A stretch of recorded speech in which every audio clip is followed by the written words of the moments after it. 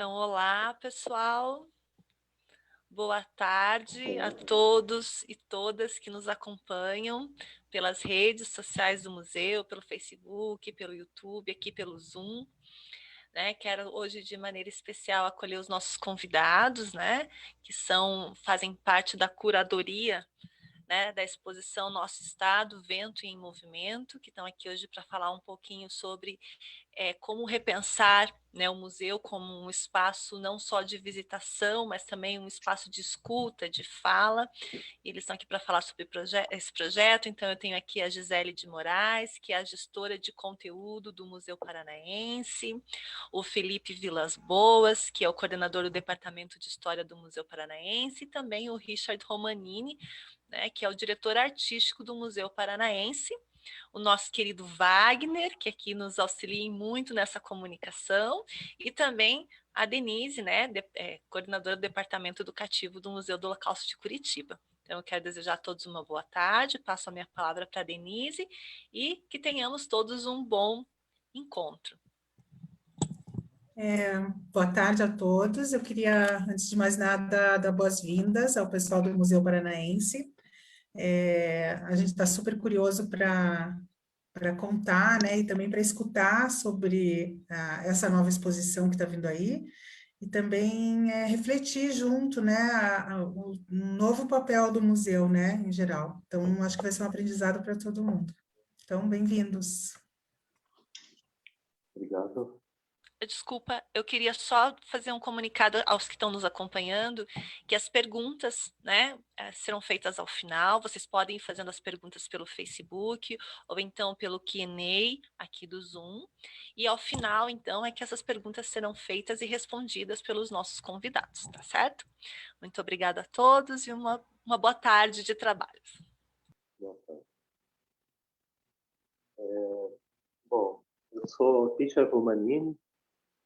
Já foi apresentado, mas eu queria fazer uma pequena premissa aqui, antes de dar espaço à Gisele, ao Felipe, enfim, conversar, Então, em primeiro lugar, eu queria agradecer ao Museu do Holocausto pelo convite, justamente para poder conversar um pouco sobre a atuação mais recente do Museu Paranaense e, no específico, também, como vocês já citaram, falar um pouco sobre uma exposição nova, que o museu está produzindo, intitulada Nosso Estado, Vento em Movimento, que faz parte do circuito expositivo permanente do museu, que traz narrativas ligadas ao território paranaense, de maneira mais geral. Então, a ideia da exposição nasce a partir de como muitas vezes acontece, nasce a partir de uma curadoria compartilhada em conjunto com os departamentos de antropologia e de história, e dividida basicamente em dois macrosegmentos. Uma primeira parte vamos dizer, com um contexto mais ligado a fluxos migratórios, a deslocamentos no Paraná, e um segundo segmento mais ligado a narrativas da cultura caiçara. E, nesse sentido, a gente vem produzindo uma pesquisa de campo, há cerca de um ano, produzindo uma série de entrevistas, se não me engano são 23 entrevistas, com pessoas que de alguma maneira são representativas desses dois grupos. E essas dois macrogrupos, vamos dizer, ligados por essa metáfora do vento em movimento, então o deslocamento e também as práticas caiçaras. Eu sempre digo que é um grande privilégio, estar trabalhando numa instituição pública e que, ao mesmo tempo, a gente tente a responsabilidade de abrir uma conversa com a comunidade, Até dali vem um pouco esse título, né, que a gente indicou para a fala de hoje, que é do espaço positivo como lugar de escuta. Então, nesse sentido, essas entrevistas, a produção desses depoimentos, de poder fruir essas histórias diretamente pela voz das pessoas, é um pouco não dar voz, mas dar ouvido a essas histórias. E, nesse sentido, também, a gente sempre fala que existe uma história mais oficializada, né, pelas instituições, mas existem também histórias em disputa, né, histórias ocultas ou histórias em construção. Então, acredito que o formato, né, essa organização dessa exposição que parte desses depoimentos, né, da fruição desses depoimentos, nos coloca nesse lugar de escuta de histórias que muitas vezes não estão presentes em acervos de instituições culturais, né? Então, essa era uma pequena premissa que eu queria fazer, né? Daí eu acredito que a Gisele e o Felipe podem, enfim, continuar e aos poucos vamos entrando mais nas questões. Então, eu também gostaria de começar agradecendo a Luz e a Denise pelo convite. É sempre bom falar de uma exposição que está em construção, né? Porque, enfim, a gente desde o ano passado está se debruçando sobre isso e fazendo escolhas e, enfim, é um desafio muito grande. Mas eu queria só contextualizar um pouco o Museu Paranaense, porque acredito que tem pessoas que de repente não conhecem, não são de Curitiba, enfim. O Museu Paranaense é a terceira instituição mais antiga do país. Esse ano ele completa 145 anos. Então, até essa exposição ser inaugurada esse ano também faz parte dessas comemorações, né? Já que é um grande esforço do museu coletar essas entrevistas, tudo mais que a gente vai abordar durante essa conversa aqui. Então, o museu tem, na sua estrutura atual, estruturado em 3 departamentos de pesquisa. Então, tem o departamento de História, que o representante aqui é o Felipe, o departamento de Antropologia e o departamento de Arqueologia. E fora, enfim, departamento educativo, né, outro arquitetura, design. E o museu, então, guarda essa história não só do Paraná, mas tem peças relacionadas a povos indígenas da América Latina, tem né, peças, enfim, do mundo inteiro, do Brasil inteiro, e então ele extrapola essa narrativa do Paraná. Mas, como o Richard falou, nesse anexo, onde essa exposição vai ficar localizada, é um anexo que se dedica, em grande parte, a falar sobre essas histórias do Paraná, né? Então, a exposição ela está localizada numa área de rampa, que é uma área que, né, uma área grande, mas que é uma área de trânsito. E nesse espaço já havia uma exposição anteriormente que tinha o objetivo de falar sobre imigrações no Paraná. E ela era estruturada por etnias, então ela abordava muito mais a questão de deslocamentos históricos, né? Então, esses fluxos migratórios e tal. E a gente percebia o grande potencial desse espaço, mas e quanto não estava contemplado muitas histórias, né? Que até nas conversas com o educativo, percebendo o público ali, a gente via que tinham outras questões que precisariam ser abordadas, e foi por esse motivo que a gente resolveu trabalhar nesse projeto da exposição Nosso Estado, Vento em Movimento.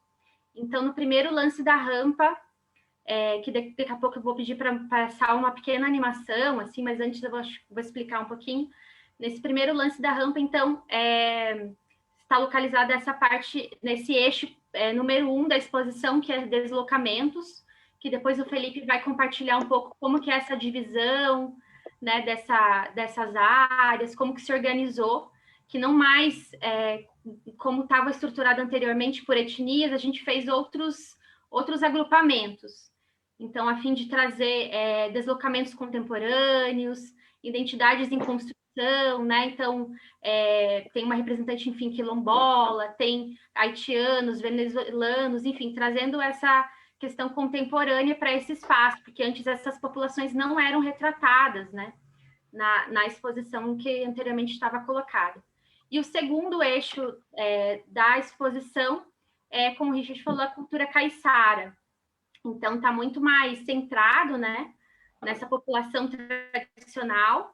E então ele se organiza em alguns eixos que hoje não é o objetivo falar sobre o eixo de cultura caiçara, mas eu só queria compartilhar com vocês. Então, ele está estruturado em eixos que falam sobre relações ecológicas, pesca artesanal, festas de padroeiro, já que os caiçaras são muito religiosos, né, sobretudo ligados ao cristianismo.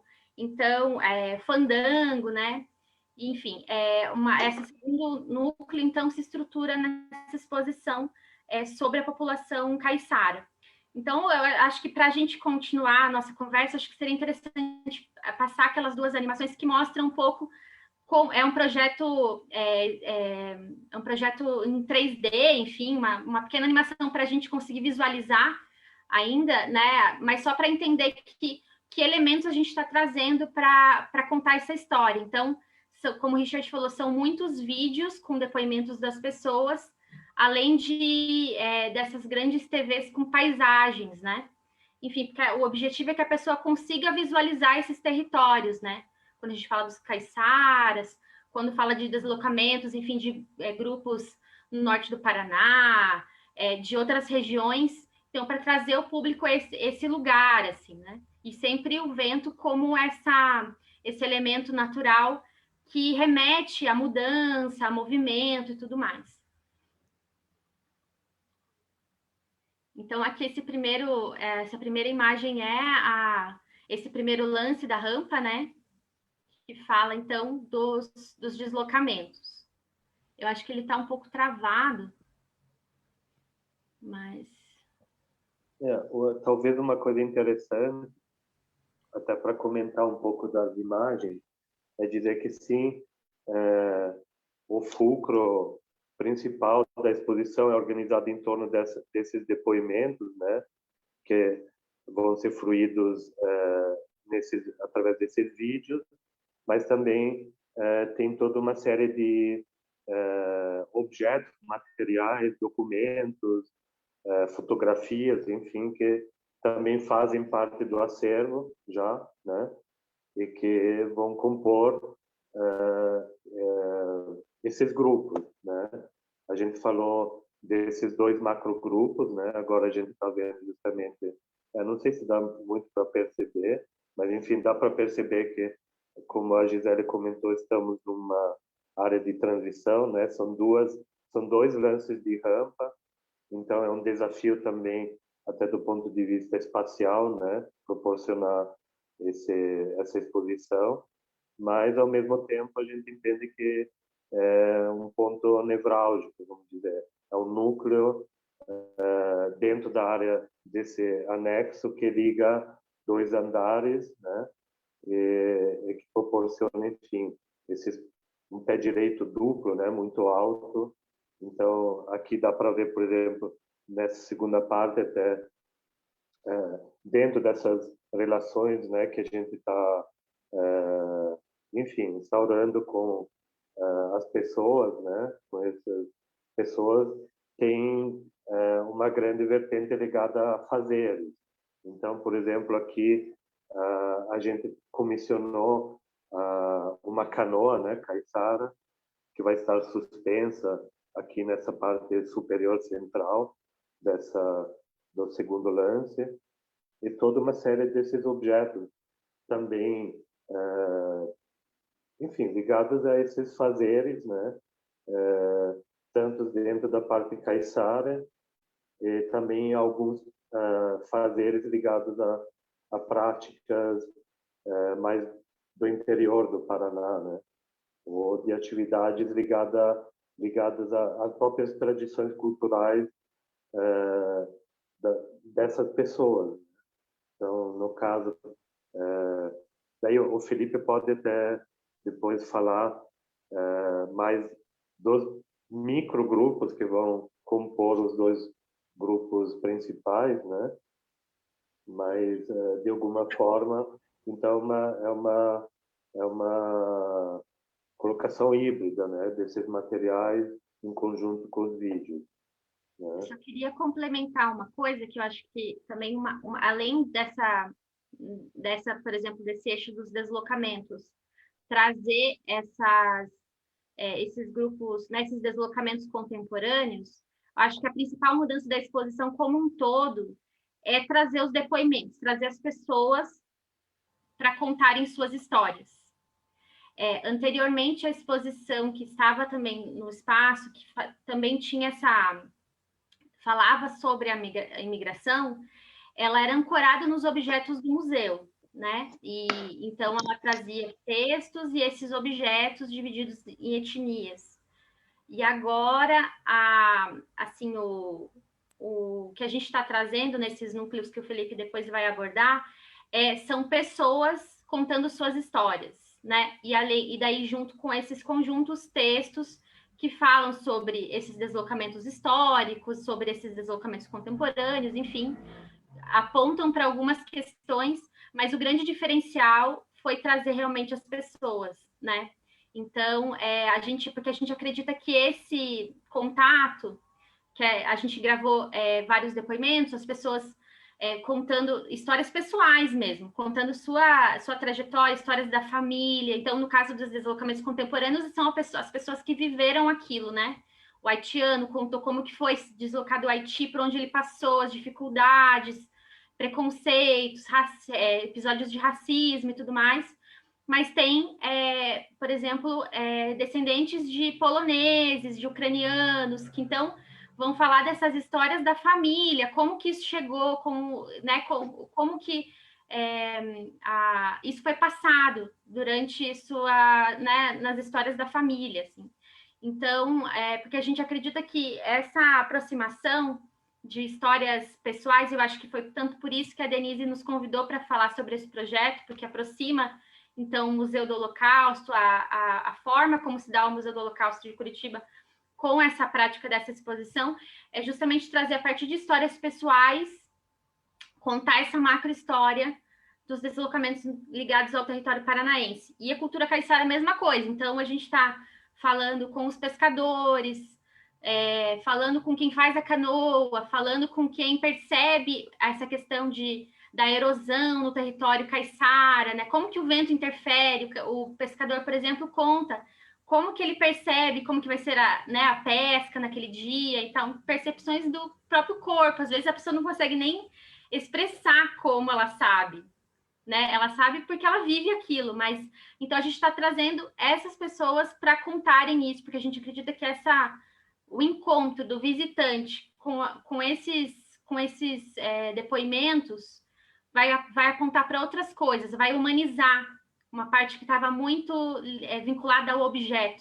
Não que o objeto não exista, continua, tem vários objetos lá, tem objetos belíssimos, objetos históricos importantes, mas a gente está apostando nessa exposição muito mais no contato visitante entrevistado, né, o imigrante, enfim, contando para o visitante como que é essa experiência dele, que só ele pode contar, né?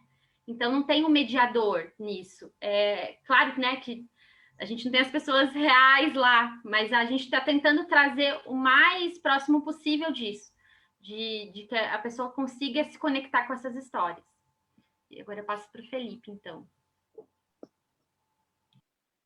Olá, boa tarde. Agradecer ao pessoal do Museu do Holocausto e quem está assistindo que se interessou pela temática. Eu vou tentar ser muito breve e objetivo para não ficar uma coisa muito cansativa.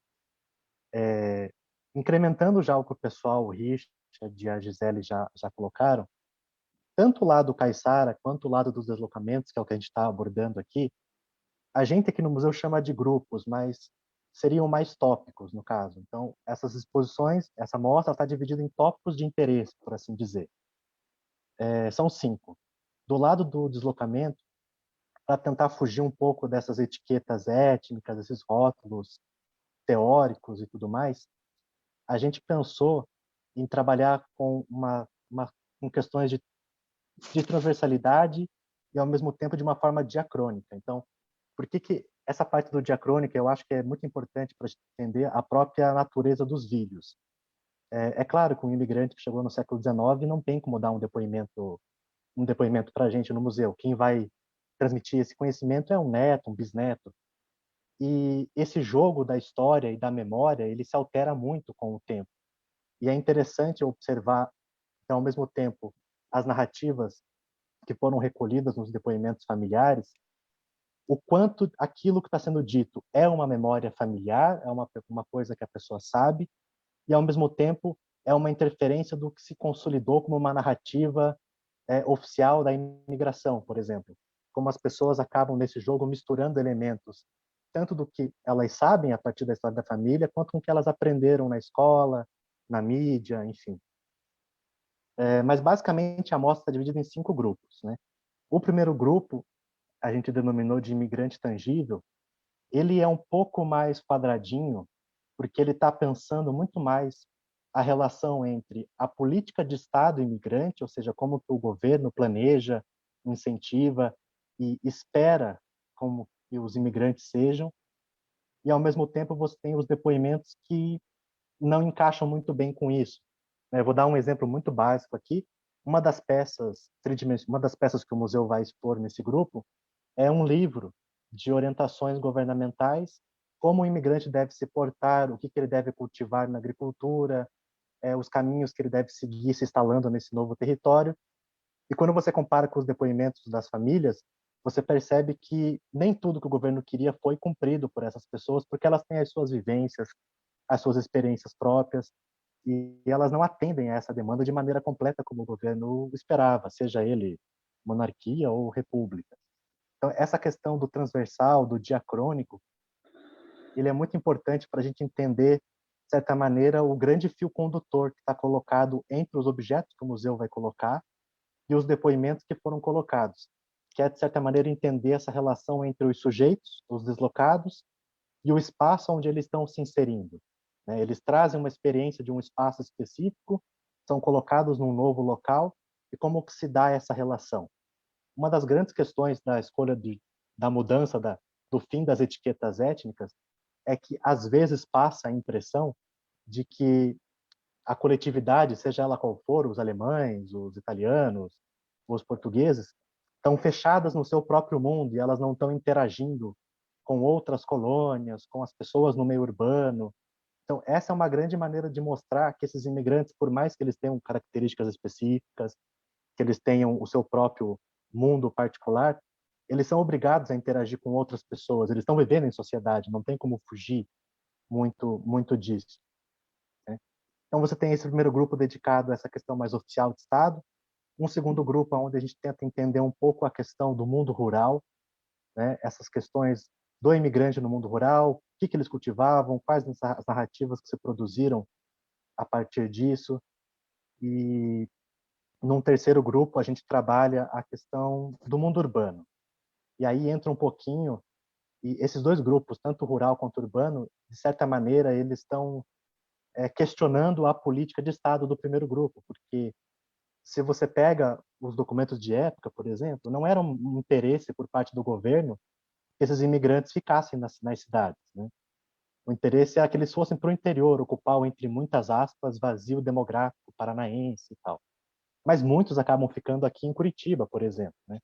Naqueles que as pessoas aqui de Curitiba vão saber o que eu vou falar, que aprendem aqueles cinturões verdes de Curitiba, que foram muito ocupados por colônias agrícolas, mas estavam muito próximas do meio urbano e muito rapidamente são incorporadas à cidade.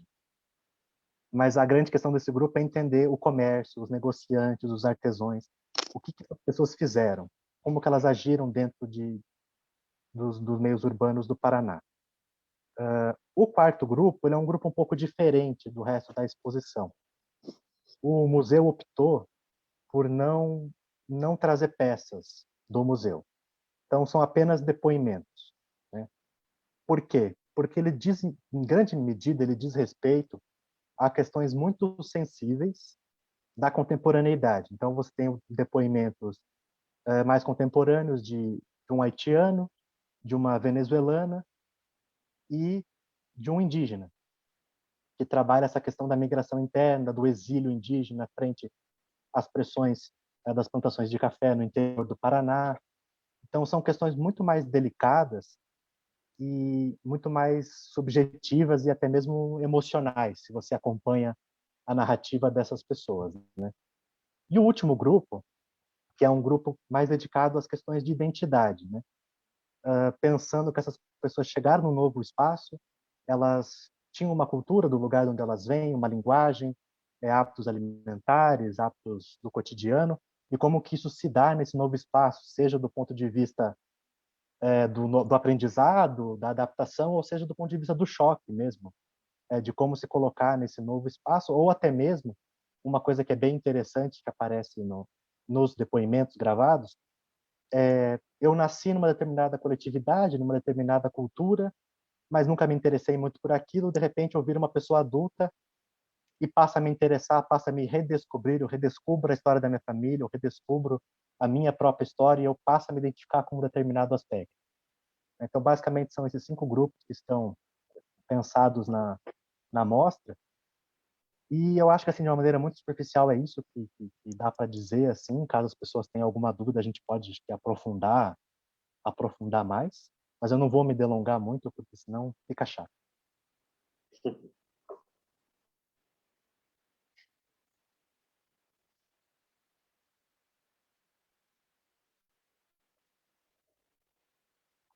Bom, eu só talvez mais uma questão eu vi que vocês apontaram muito para essa questão do objeto, né? Do como era organizada a exposição anteriormente, como a gente reformulou, repensou as nossas reflexões, né? Então, me vem muito essa questão dos papéis, né? Dentro de uma fruição de uma exposição. Então, muitas vezes é criticado, principalmente quando a gente vem falar de contextos ligados mais ao outro, né? A identidades múltiplas. Às vezes o museu é enxergado como uma instituição que coloca uma memória embaixo de uma cúpula de vidro, né? E na verdade, nessa exposição, como em outras práticas que a gente está desenvolvendo no museu, que são cada vez mais olhando para enfim, para partilhar, né, esses processos, o fato de ter uns vídeos na exposição com essas próprias pessoas olhando direto para você, né, na fruição, de alguma maneira cria, a gente espera que crie uma empatia, vamos dizer, e que confunda um pouco os papéis de quem está contando a própria história e quem está assistindo, no sentido, essa pessoa está contando a própria história, mas a gente acredita que justamente por estar contando a própria história pessoal, a gente possa trazer pontos de contatos, né, que são questões universais, né? A gente sempre diz, não existe uma identidade, existem identidades múltiplas. Então, existem nuances, mas existem, dentro de culturas diferentes, pontos de contato, né? Então, eu acho que sem a pretensão de totalizar, né, algum tipo de narrativa, longe disso, né? Uma prerrogativa de uma curadoria, querendo ou não, é que a gente está fazendo uma escolha arbitrária, né? Mas a vontade é de, enfim, já com essa exposição, abrir cada vez mais para um diálogo em várias camadas de linguagem, né? Tanto na fruição da exposição, mas com outros também, enfim, outras práticas, outros processos que a gente sempre está buscando cada vez mais com agentes externos, né? Queria falar, eu acho que é importante, enfim. Eu vou frisar 2 pontos. Só antes de abrir, só um minutinho, Felipe, só uma coisa que eu queria complementar, que eu acho que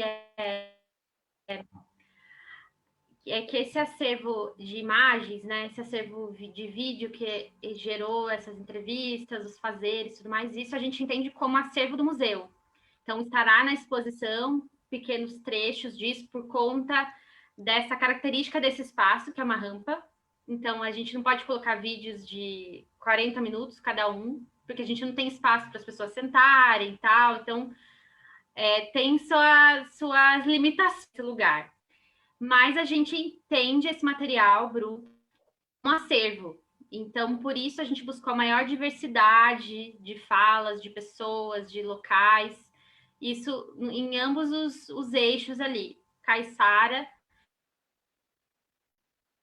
também uma reflexão sobre o próprio acervo, de o que não temos, o que gostaríamos de ter, né? Enfim, só isso que eu gostaria de complementar. Ainda bem que a Gisele falou antes, porque um dos pontos que eu ia falar era da aquisição de peças novas para o acervo do museu, né? Mas é importante frisar que não é só nessa amostra. Em geral, nas outras mostras que estão sendo feitas, tem sido geralmente um hábito do museu a aquisição de novas peças, né? Para renovação de acervo, manter, de certa forma, o museu ativo, não apenas com aquilo que ele já tem, mas uma renovação e tal. E a segunda coisa que eu vou falar, na verdade, a Denise vai estar chocada, eu acabei de ganhar uma bronca aqui da diretora do museu, então eu vou repassar isso. É para dizer que uma das pessoas que deu depoimento é a Denise, que fala um pouco da vida dela, da família, do cheirinho da comida da avó e outras coisas. Então, para eu não levar um tapa aqui da diretora, eu estou repassando essa informação. Eu queria comentar. Estão me escutando? Então? Sim. Eu queria comentar uma coisa que eu acho que liga vocês três, né? E eu acho que, na verdade, liga o nosso museu a vocês também. É esse novo olhar da função do museu, né? Qual será essa ideia nova que está surgindo aí em várias instituições, né? Não só do Brasil como no mundo, essa necessidade de interatividade, né? Entre os visitantes e a exposição, né, que o Richard comenta muito bem, né, sobre isso, e também essa função que o museu tem não só de expor algo, né, não só de apresentar algo, mas também de trazer para as pessoas novos olhares, né, e aprender alguma coisa com isso, e sair diferente. A gente fala muito isso no nosso museu, a gente gostaria muito que as pessoas entrassem de um jeito e saíssem de outro, né, no sentido de sentirem-se até incomodadas com todas as histórias que escutaram, ou de tudo que tenham visto, mas é também provocar esse diálogo. Eu me lembro, sei lá, desde a infância, quando eu ia em museus, é uma coisa muito silenciosa, né? É um silêncio absoluto, né? Tanto de tudo, né? Se quem fizesse algum barulho, acho que era até convidado a se retirar. Hoje em dia, a gente percebe outra coisa. O nosso museu, por exemplo, a gente a gente provoca esse diálogo, né? Provoca o diálogo, provoca que o visitante se coloque, né? E isso eu acho muito interessante nessa nova exposição.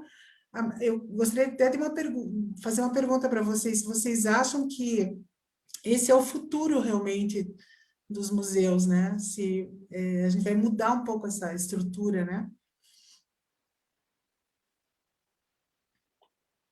Quem Gisele quer falar? Eu falo, Felipe. Eu acho que o Museu Paranaense o Museu Paranaense tem essas muitas histórias, né, do Paraná, né? Por exemplo, a arqueologia, de nenhuma forma a gente consegue trazer o humano assim, depoimentos, tipo, né, a coisa mais óbvia. Mas a gente não consegue. Ali tem que ser amparado por objetos e essa imaginação sobre o que foi isso, né? Então, você tem um fragmento que você tem que imaginar um sambaqui, que você tem que ele lida mais com essa forma, né? A gente não consegue fugir muito disso. Mas nessa exposição que a gente trata dos deslocamentos e da cultura caiçara, as pessoas estão vivas, estão aqui hoje em dia, né? E como que a gente vai falar delas sem elas? Não dá para falar, é impossível, é inimaginável, não faz sentido nenhum. E a mesma coisa que a gente está se deparando com a questão indígena, né? Que também está tá nesse anexo, que hoje ela se ampara muito nesses objetos do museu, que às vezes, né, mil questões hoje em dia da antropologia, que às vezes, enfim, essas peças surgiram em um contexto um pouco controverso e tudo mais, e que estão lá no museu, fazem sentido e tudo mais.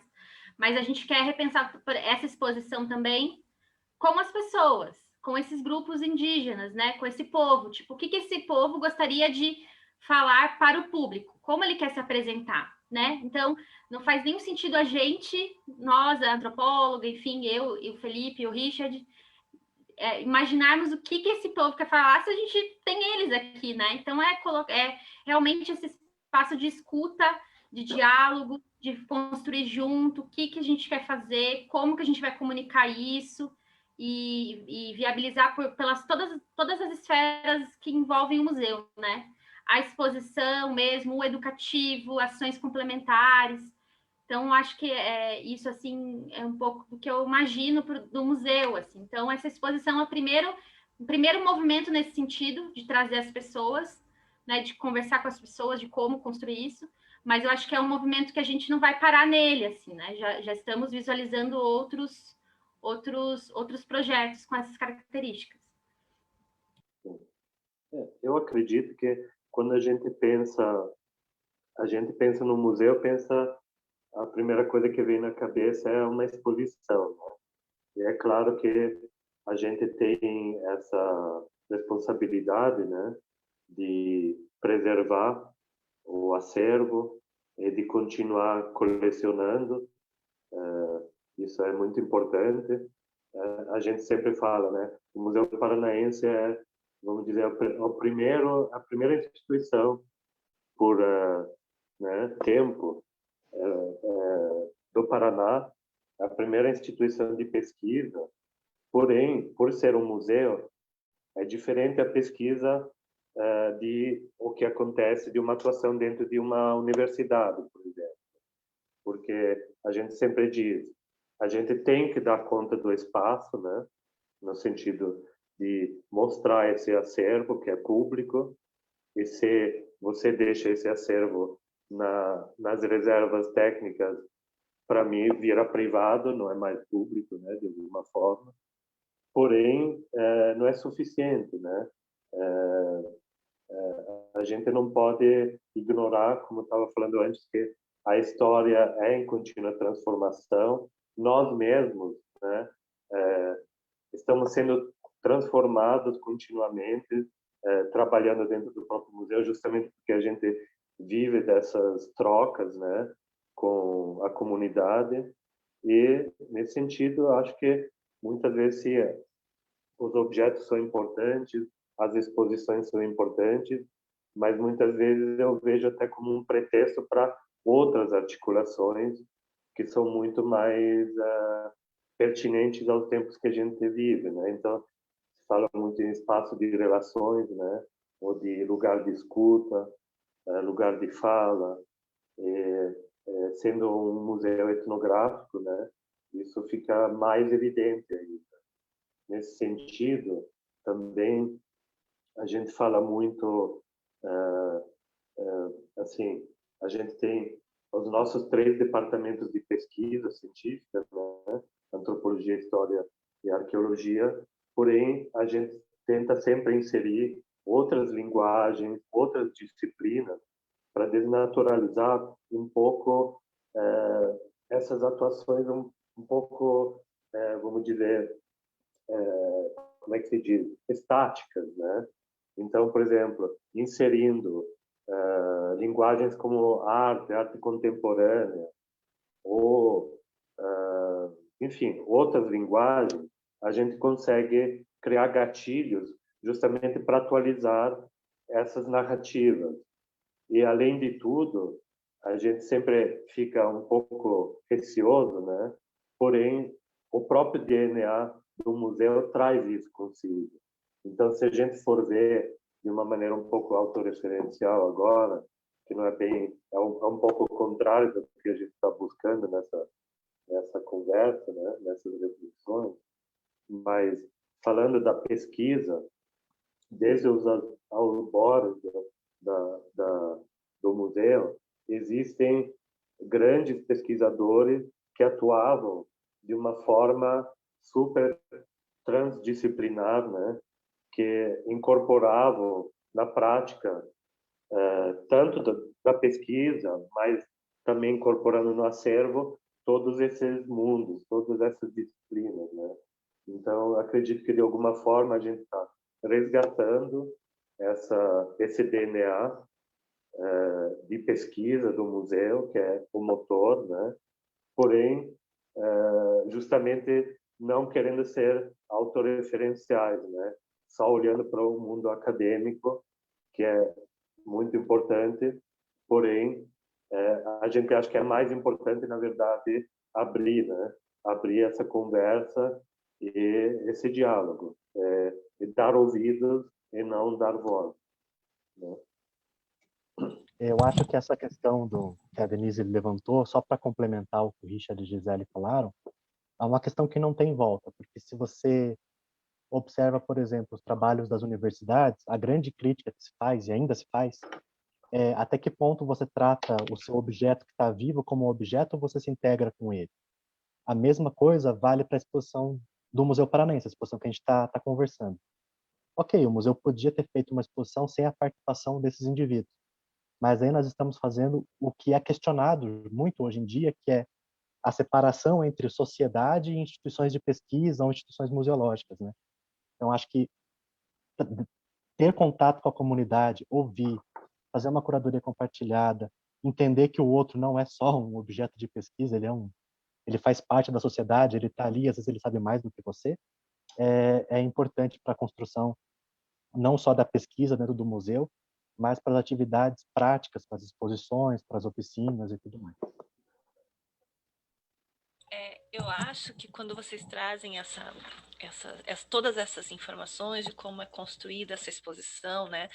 Eu acho que vocês fazem um movimento no sentido de que, quando a gente fala do cidadão histórico, né? Do sujeito histórico.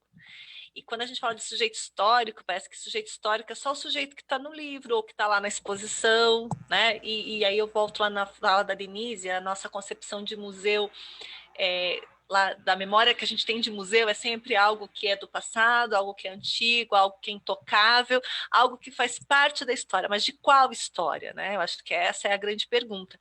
E eu vejo que essa exposição de vocês faz esse movimento, dois movimentos importantes. O primeiro movimento, para mim, bastante importante, é o museu como um espaço educativo também. Né? Não só um espaço expositivo, mas um espaço educativo. A gente fala muito de cidades educadoras, de espaços educadores, de espaços formativos, e eu acho que essa exposição ela vem nessa vertente. Quer dizer, eu não só vejo uma exposição, mas eu me informo, porque aquilo que está sendo exposto ali não está só presente no passado, mas como o Felipe disse, está presente no meu presente, né? É o hoje, é o que está acontecendo agora, é a voz indígena de agora, né? Que já tem uma diferença da voz indígena que é, né, anterior, os objetos indígenas que a gente tem de acervo, por exemplo. Então, eu vejo esse primeiro movimento, né, do espaço formativo, do espaço que também educa, né, e que está tão presente essa questão do museu, por exemplo, nas diretrizes de direitos humanos, né, como um espaço para discutir essas questões. E quando vocês trazem essas pessoas para, como o Felipe disse, participando dessa construção, o que que eu quero que me represente nessa exposição, né? Então, acho que é esse um movimento. E o segundo movimento é isso mesmo, né? Da gente falar também do hoje. Quem são essas pessoas hoje que compõem esse mosaico paranaense, né? Esse trânsito que é algo que é global, na verdade, né? Esse movimento migratório, ele nunca parou, na verdade, né? Mas por um motivo ou por outro, existem momentos da história em que eles são maiores, que eles estão mais visíveis, né? E ao mesmo tempo que o movimento migratório é visível, alguns imigrantes ou migrantes acabam ficando invisibilizados. Então, eu vejo que esse movimento de vocês também, como disse, não é só trazer voz, né? Mas é trazer a imagem, é trazer o rosto, é trazer a identidade. Qual é a identidade paranaense que a gente tem agora? né? Será que é a mesma lá que o Felipe coloca, né, lá do início da formação do Estado, né, ou antes da formação do Estado, porque a gente sabe que o Estado não era um lugar vazio, né? Já haviam habitantes aqui que eram as comunidades indígenas. Então, eu penso que vocês estão nesses dois movimentos, né? No movimento do educar também, do espaço educativo, e do mostrar que cidadão, que o indivíduo histórico, né, o sujeito histórico somos todos, né? E eu acho que quando vocês fazem isso, vocês deixam isso bem claro, bem visível. E eu só tenho a parabenizar vocês, né? Eu sou fã de instituições assim, que pensam nessa perspectiva não só da pesquisa, né, como disse o Richard, né, uma pesquisa que é diferente da pesquisa acadêmica, é uma pesquisa que tem um outro olhar, mas o lugar da pesquisa, o lugar da memória, né, mas também o lugar do educar, o lugar da formação, dessa formação dessas pessoas que passam pelo espaço.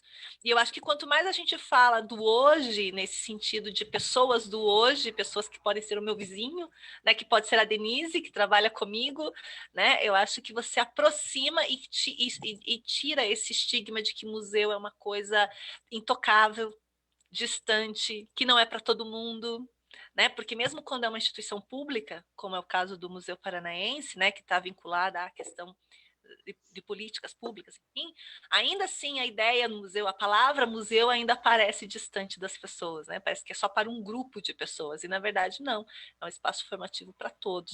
Então eu só queria fazer essas colocações, assim, que eu julgo ser pertinentes a partir do meu olhar como professora, que trabalho lá com os pequenos e que como é difícil explicar para eles o que é um sujeito histórico, né? E que eles são sujeitos, que eles fazem história.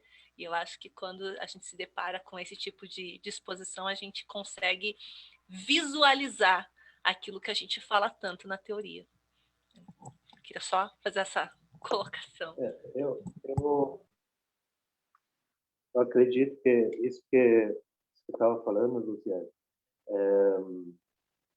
é interessante porque, de um lado, a gente diz, a gente não tem a vontade de propor, vamos dizer, um percurso educativo formal, vamos para algo informal.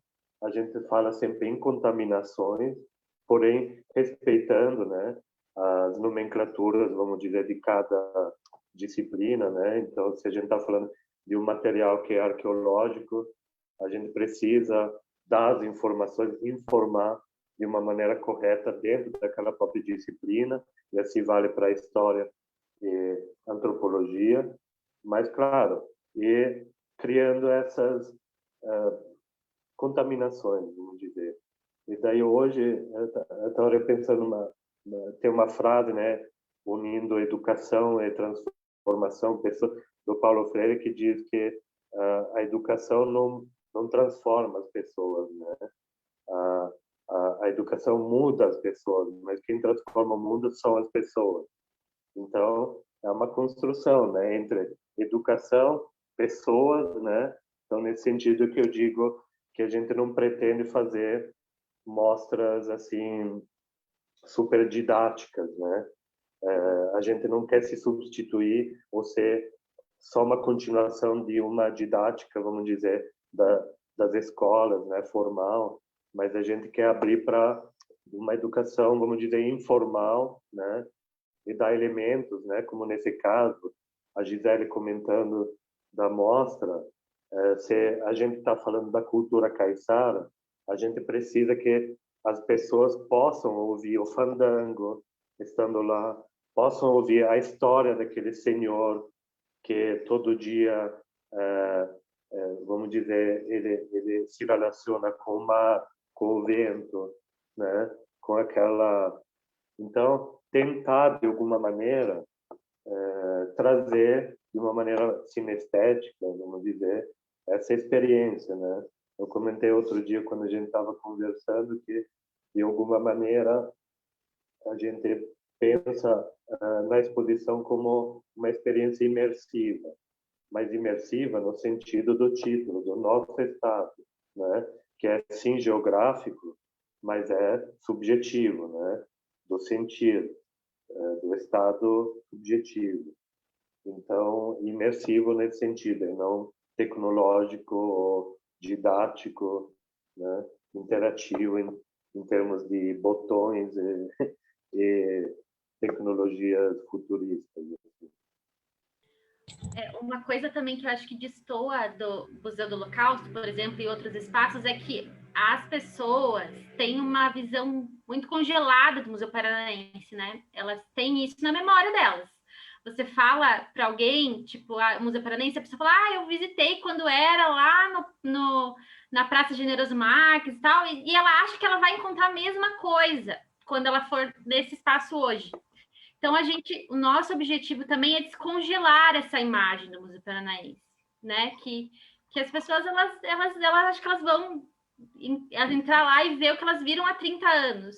E não é isso, né? E daí, quando você fala disso, de congelar essa imagem do museu, também a nossa busca é não congelar essas pessoas. Como a gente falou, os indígenas estão vivendo hoje, têm suas questões hoje, os caiçaras a mesma coisa, esses deslocados a mesma coisa, enfim, a gente tenta de maneiras diversas, cada projeto é um projeto, exige sua metodologia de como resolver isso, né? Mas como descongelar isso, né? Como descongelar? O próprio público, né? O próprio público. Que ele chega lá engajamento, né? Ele chega lá e vê as peças, né, indígenas, dos Chetá, por exemplo, que é uma etnia que a gente detém muitas peças, muitos registros, e que as pessoas de repente olham lá e vejam, não existem mais, né, essas pessoas, só tem esses resquícios dela que até está perto da arqueologia. Então, assim, é um desafio gigantesco, e então esses movimentos de trazer essa população para o museu, desse diálogo e tal, são formas de tentar mostrar para a população, né, enfim, para quem visita o museu, que esses povos vivem hoje, né, se relacionam com esses objetos, que, por exemplo, no caso dos Chetá, eles vão lá, eles querem acessar essas peças, né, eles querem pegar, eles lembram dos seus antepassados, tudo mais, esse exercício de memória é muito importante para eles, né? Então, mas como, né, deixar claro para o público que as pessoas estão hoje aqui. Então, essa exposição da deslocamentos, enfim, cultura caiçara já traz essa tentativa, né, de descongelar essas pessoas. Não, são pessoas que estão aqui vivendo hoje e elas vão contar histórias, né, Denise? Contando a história da sua avó, da sua família, como foi esse resgate da identidade, enfim, e outras pessoas trazendo essas memórias pessoais, assim. A gente tem uma pergunta aqui do Felipe Zen.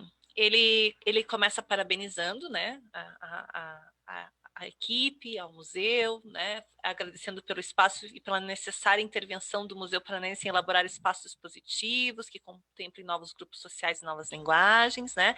Ele fala que isso é muito importante e ele faz uma pergunta. A pergunta é: como os educadores do museu serão preparados para acolher os visitantes nesse novo espaço interdisciplinar? Pois é uma linguagem diferente da expografia tradicional e cria outras relações entre acervo e os múltiplos públicos que visitam o museu. Gostaria de saber das perspectivas educacionais e de mediações dos conhecimentos que vocês pretendem realizar nesse novo momento do museu. Gisele, você quer falar? Posso falar. O setor educativo do museu, ele participa desse processo também de construção dessa exposição desde o ano passado, então a gente dialoga. Isso foi muito agravado pela pandemia, porque estando no museu, né, a gente consegue se encontrar, né, todo mundo junto e ver os objetos, enfim, essas trocas eram mais diretas. Mas, assim, o que eu compartilho, por exemplo, é que no ano passado a gente fez uma série de encontros e não era só, tipo, para o educativo. Não, era para todo mundo que estava envolvido com essa exposição, que a gente lia textos sobre a cultura caiçara, enfim, para se aprofundar em questões de pesca, território, não sei o quê. A gente, por exemplo, leu artigos sobre Superagui, questões de colonização histórica nesse território. Então, o educativo, desde então, tem entendido, sabe do que está acontecendo, e tem, enfim, de alguma, em momentos mais, outros menos, se debruçado sobre isso. Claro que ele está, de repente, agora mais concentrado em outras questões, porque a gente está nesse momento de gravação e tudo mais, e isso, por conta de todas as questões sanitárias, não foi possível que eles acompanhassem, né? A gente teve que reduzir muito a equipe, fazer protocolos mais rígidos, né? Não, infelizmente, não pôde todo mundo participar dessa etapa de gravação, por exemplo. E também quando envolve viagem, enfim, para quando a gente for para as ilhas, também vai por questões de verba mesmo, dificuldades de deslocamento nesse lugar. Mas o educativo, então, desde quando a gente começou esse projeto, já está informado que existe isso, a gente tem lido algumas coisas, mas a partir do momento que isso se fecha um pouco, isso exige que a gente tenha esse conjunto de depoimentos definido, porque como a gente está lidando com as histórias das pessoas, a gente tem uma perspectiva, né? Tipo, essa pessoa fala de repente sobre isso e tudo mais, mas assim, tudo vai se dar no momento que a gente grava, né? Tudo acontece nessa hora, assim, se a pessoa, de repente, que a gente estava imaginando que iria falar sobre pesca, mas ela aborda um outro tema, de repente a gente vai ter que fazer um outro jogo, assim, a gente não está lidando com uma coisa estática, não um objeto que não vai mudar, que não vai não sei o quê. Não, é uma coisa, a história da pessoa viva, né? Então, o educativo, a partir de que a gente tem esse conjunto, eu acho que daí vai criar, o que o educativo tem feito é sempre criar uma ação educativa para cada exposição. Então, essa ação educativa compreende visitas às escolas, né? Mas também públicos espontâneos. Por exemplo, daí eles elegem geralmente um público específico, né? Então, por exemplo, pode ser que nessa exposição eles elejam crianças pequenas, crianças menores de 5 anos, idosos. Daí eles vão entender as afinidades do público com relação a esse espaço. Numa exposição que a gente fez em 2019, que se chama Efêmera Perpétua, que é uma exposição no prédio histórico e tal, que ocupa 3 salas do Museu Paranaense, que é uma exposição que se debruça um pouco sobre a história do próprio museu e tudo mais. O educativo fez essa ação educativa que compreendia a visita, mas daí tem um jogo, por exemplo, para o público espontâneo.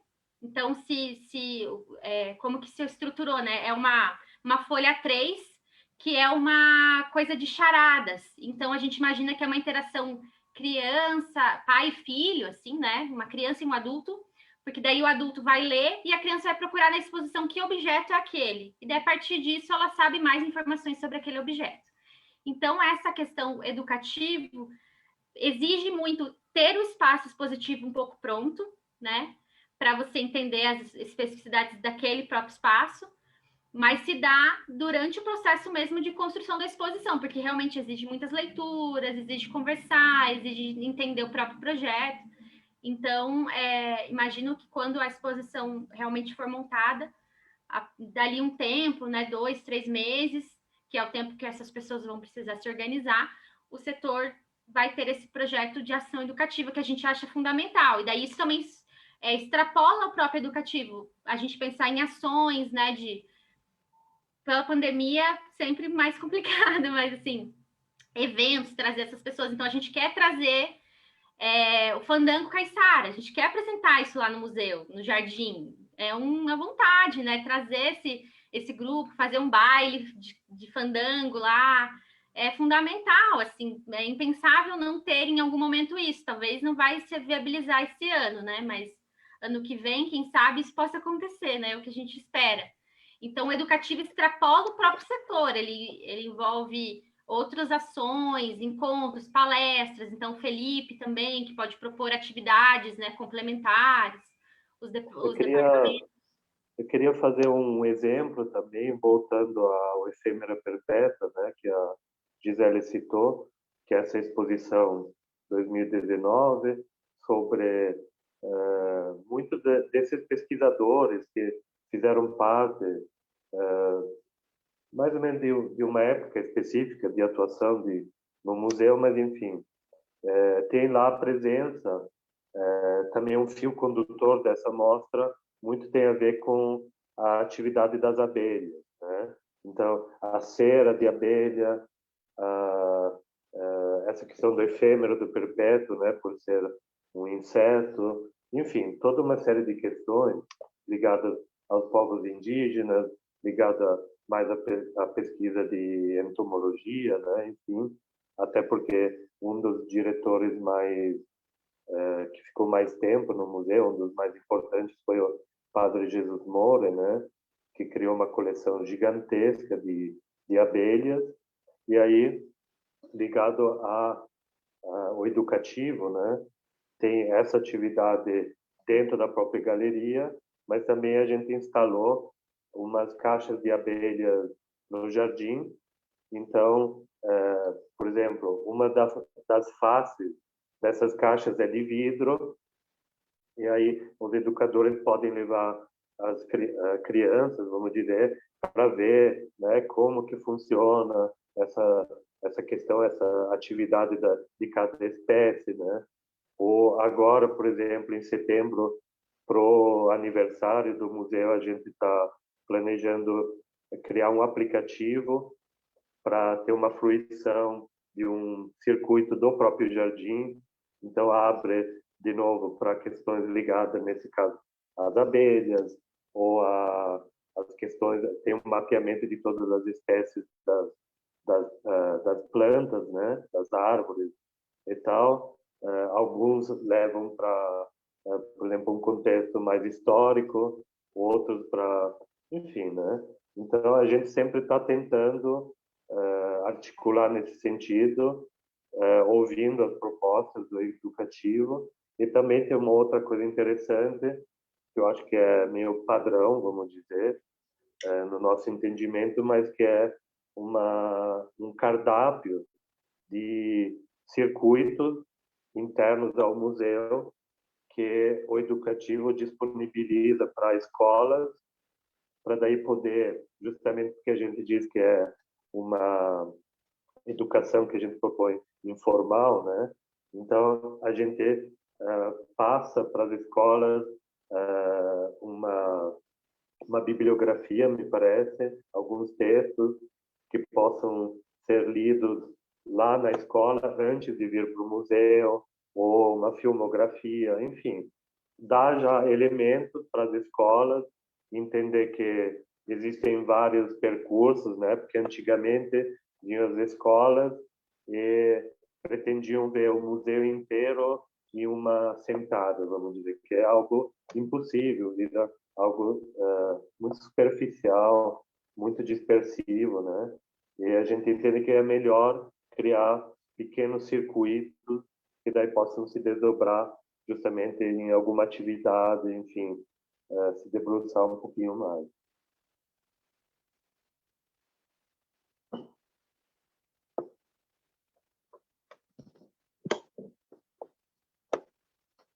Bom,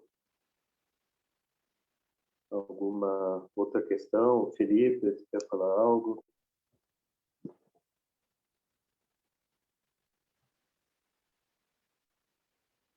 Acho que a gente tem, não sei se tem alguma pergunta no Facebook, pelo que eu dei uma olhada, estão perguntando de visitas virtuais. Não sei se é em relação ao nosso museu ou se é em relação ao museu de vocês, mas, de qualquer forma, vocês têm algum projeto nesse sentido de trabalhar virtualmente ou vamos esperar a pandemia? O que a gente vem, como a gente fala, né, tudo é muito amarrado, né?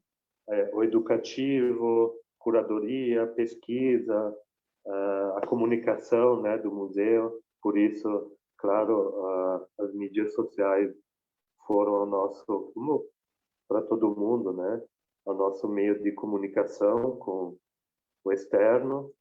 Porém, pelo menos isso talvez é uma coisa mais minha, assim, mas eu não curto muito essas questões de visitas virtuais. Na verdade, eu acho meio triste até um pouco. Eu acho que, claro, o meio virtual é fundamental, né? Mas acho que tem, assim, é só uma consequência, né? Tipo, a questão principal é o que queremos falar, né? Qual que é o diálogo, quais que são os assuntos, e não exatamente o meio. O meio é, enfim, é o último dos problemas, né? Claro, a gente tem postado, por exemplo, algumas fotos de umas exposições que estão montadas, né? A gente está com, se não me engano, 5 exposições novas, né? Então, só estamos esperando poder abrir para compartilhar, enfim. Mas a exposição fora do ar, assim, porque não houve essa atualização, né? Que não acompanhou essas mudanças no espaço expositivo. Então, a gente pretende, em algum momento, refazer isso e tudo mais. E a gente tem feito algumas estratégias de apresentar, de ir demonstrando o que está no espaço, né? Então, há uma exposição temporária que a gente montou ano passado, em dezembro, que é a Educação pela Pedra, que fica numa área no anexo, na parte de baixo, que é dedicada a exposições temporárias.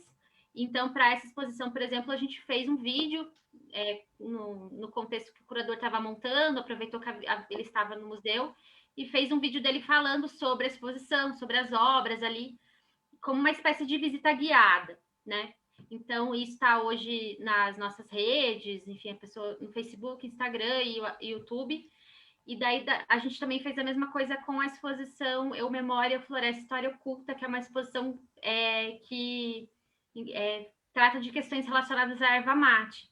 Então, essa exposição também tem 2 vídeos relacionados a ela, que é um vídeo também de um pouco introdutório, falando desse espaço, que objetos foram eleitos, tudo mais. Ele faz parte de um circuito ampliado junto com o Espaço Cultural BRDE, Palacete dos Leões, então, esses 2 espaços fizeram essa investigação sobre a erva mate, né? Então, o Palacete também, nos próximos meses, vai abrir uma exposição com outro recorte curatorial, que é muito mais ligado a questões ligadas à arte, né? a exposições internacionais, enfim, do contexto do ciclo da erva mate. Mas a gente fez esse vídeo, então, sobre a exposição do Museu Paranaense, e fez também um vídeo com o artista indígena contemporâneo Gustavo Caboclo, que fez uma obra comissionada para a ação, que é essa coisa que a gente estava falando de descongelar a imagem indígena, né?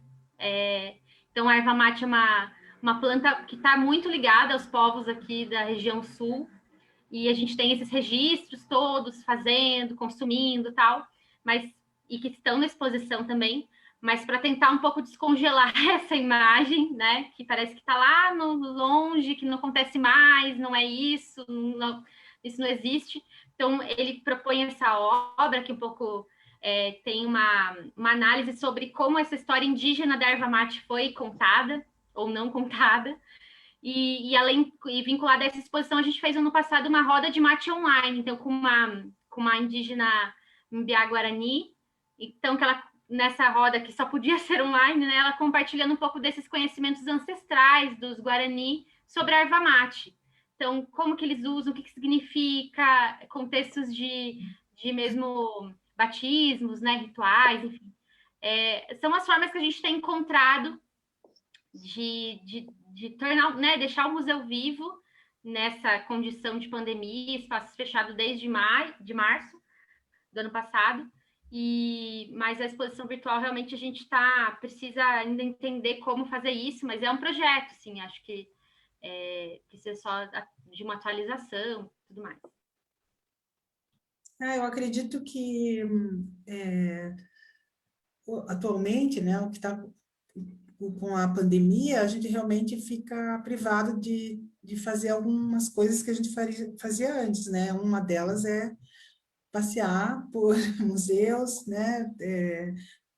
Conhecer novas exposições, mas eu concordo com o Richard que realmente tem coisas que eu acho que a gente tem que estar lá, né? Para perceber, para absorver, mas, por outro lado, essas tentativas, né, que a Gisele comentou, é interessante, porque de alguma forma mostra, né, o trabalho ou coisas que o público pode continuar percebendo e assimilando e tudo mais. Então, realmente é um momento difícil, a gente tem que aguardar. Não sei se a Luzi quer falar, comentar mais alguma coisa, ou alguns de vocês. Tem aqui a Cristiane Sen, né? Ela deixa aqui os parabéns a todos, né, pelo evento e pelo trabalho da equipe, que admira muito vocês. Né? A gente também admira, né, porque sabe da importância que é o trabalho de vocês, a instituição de vocês, nessa memória, né, nessa memória tanto passada como recente da história do Paraná. Eu só tenho a parabenizar vocês, agradecer muito por vocês terem aceitado estar conosco nesse dia, nesse final de tarde, de quinta-feira, para contar para nós sobre esse projeto, para falar dessa nova cara que o museu está, né, querendo mostrar, né, e como disse a Gisele, não só descongelar as histórias, mas descongelar o próprio museu, né, com essas memórias antigas que a gente tem dele. Então, eu só tenho a agradecer, né, por vocês terem aceitado estar aqui conosco, porque com certeza as coisas que vocês falaram são de grande valia, não só para mim e para a Denise, que também trabalhamos em instituição museal, mas também para quem acompanha a gente, né? Porque sabe que isso aqui é um canal de comunicação. Então, a gente fala uma coisa aqui e essas notícias vão se espalhando, notícias sobre novas exposições, sobre essa nova cara que o museu vai ter, né? Enfim, eu só quero mesmo agradecer muito por vocês estarem aqui. Eu também queria agradecer e dizer para vocês que venham parcerias, né, entre nós, os museus, né, a minha participação aí foi individual, mas eu espero que nós tenhamos, assim, bastante pontos em comum para trabalhar e para pensar em novas ideias aí. Muito obrigada. Bom, a gente que agradece muito, né? Enfim, como eu falei no começo, a gente é só uma possibilidade para conversar um pouco, né? Já que a gente fica espalhado atrás de vídeos ou sei lá, enfim, é uma maneira de estar um pouco junto, né? Compartilhar um pouco do que estamos fazendo e, enfim, a gente que agradece muito. Obrigado. A gente... Desculpa, Gisele, pode falar. O convite da Denise, da Luz, e a conversa foi muito boa a primeira conversa, e essa também foi muito prazerosa. Com certeza a gente precisa se aproximar e fazer projetos em conjunto, acho que tem muitos pontos possíveis, né, de conexão e tal. E eu aproveito para também fazer um convite para vocês, para quem está assistindo, que agora no mês de maio, durante a Semana dos Museus, ali que é de 17 a 21, o Museu Paranaense vai promover um ciclo de debate sobre educação museal. Então, pessoas que trabalham em museus, enfim, estão convidados. A gente conseguiu mobilizar vários educadores de museus e pesquisadores do Brasil inteiro, assim, vários lugares, né? Então, vai ser uma programação bem recheada, vai ser 5 dias de encontros.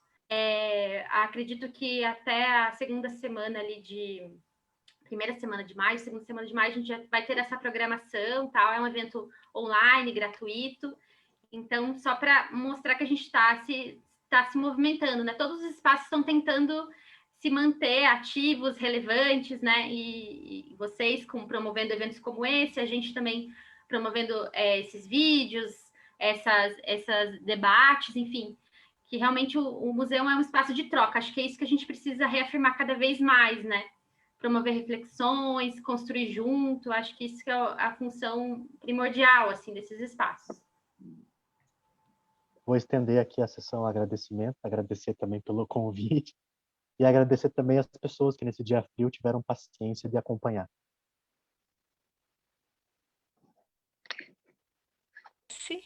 Desculpa, Richard, você quer falar? Não. Então a gente quer agradecer as pessoas que estão nos acompanhando, que acompanharam essa conversa, essa roda de conversa, esse bate-papo. Agradecer mais uma vez o Wagner, que nos auxilia muito nessa comunicação. Inclusive, Wagner, no começo tinha aqui um agradecimento, né, por você estar presente e facilitar essa comunicação. Agradecer a Denise, né, minha companheira inseparável, né, de projetos e de Zooms. E, claro, mais uma vez a cada um de vocês e desejar sucesso. Sucesso no trabalho de vocês, sucesso nessa exposição, sucesso para o museu e que sim, que venham muitas parcerias. Uma boa tarde a todos, uma boa noite já, né? Já é noite, começou dia e agora já está noite. Então, uma boa noite a todos e nos encontramos em um próximo momento, em um outro evento Zoom do museu. Obrigada.